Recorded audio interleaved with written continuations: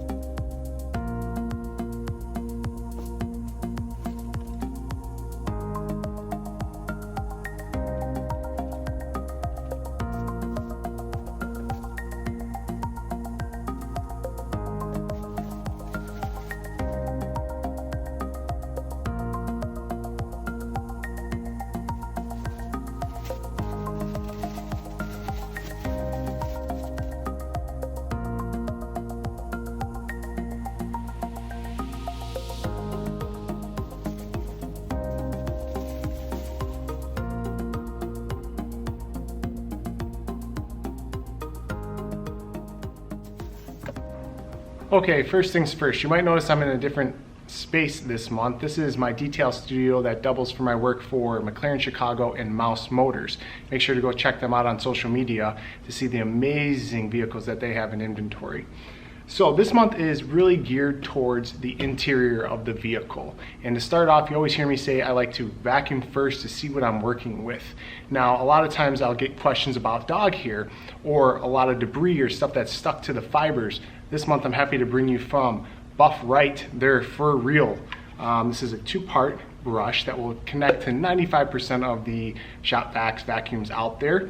And what it is one, your normal vacuum attachment, and two, this one basically has these bristles on it that will help pick up those fibers when you're vacuuming, when those pesky dog hairs that thread their way through there like needles through the existing fabric, and help pick that up and make your job a lot easier.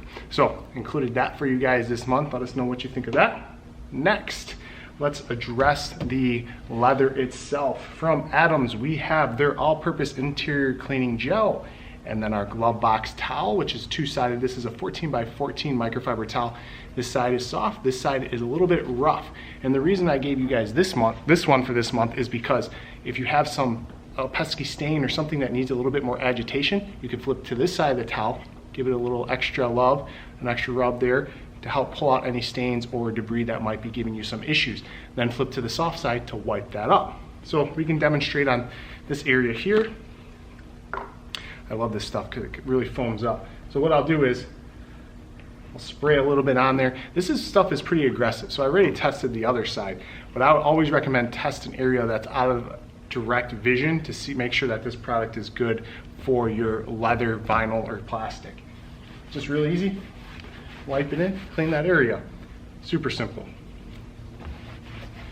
And then clean it up, that's all. But like I said, if it's something that's really soiled or really stained, switch to that aggressive side. Be careful, use common sense of course, and then wipe up the rest of it with the soft side. Next, how are we gonna moisturize this?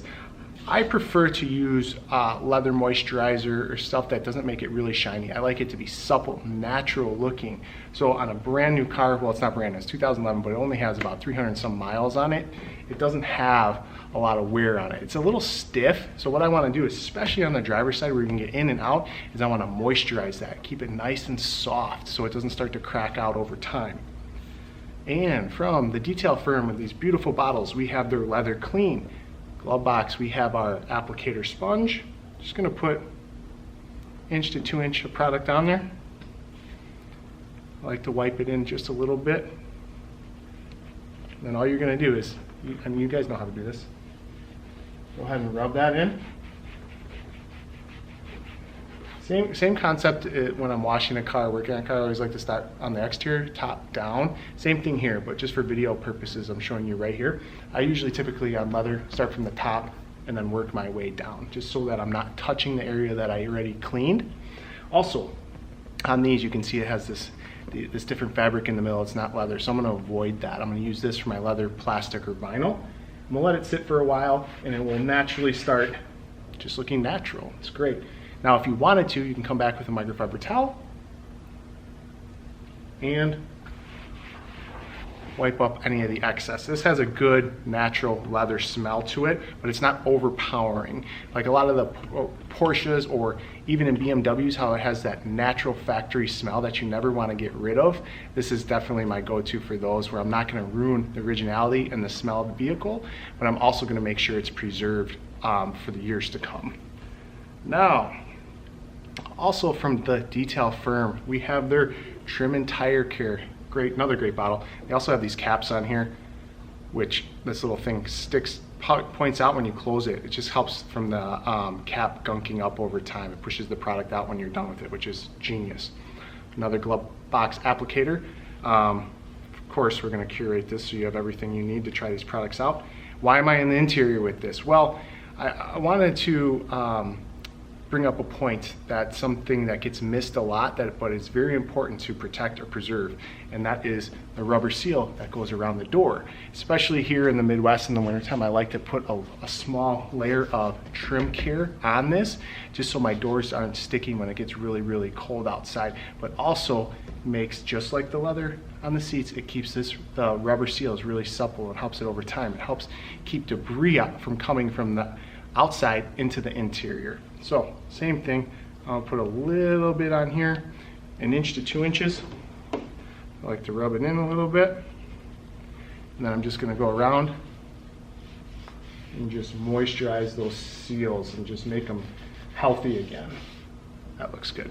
And then same concept, let that sit for a little bit. If you wanted to, wipe it off with a microfiber towel just to remove any of the excess.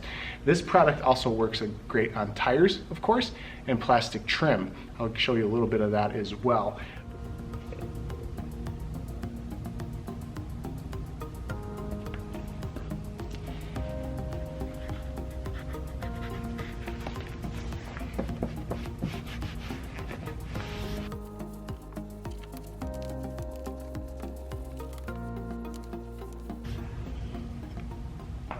But this month was really geared towards the interior, just to prepare you guys for the winter months ahead. But also, I think it's really important. That's where we spend most of our time, is in the interior vehicle. So I like to have my interior vehicles, or my clients' vehicles, nice and clean on the inside, where they're going to spend most of their time and heighten most of their emotions while they're driving their vehicle.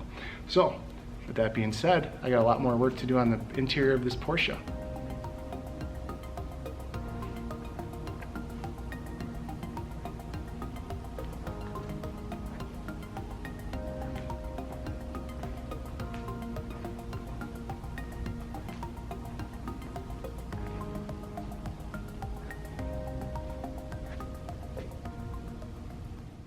That concludes this episode of Detail Matters. Thanks for watching. Make sure you comment below and let me know if you prefer to do interiors or exteriors when you're detailing.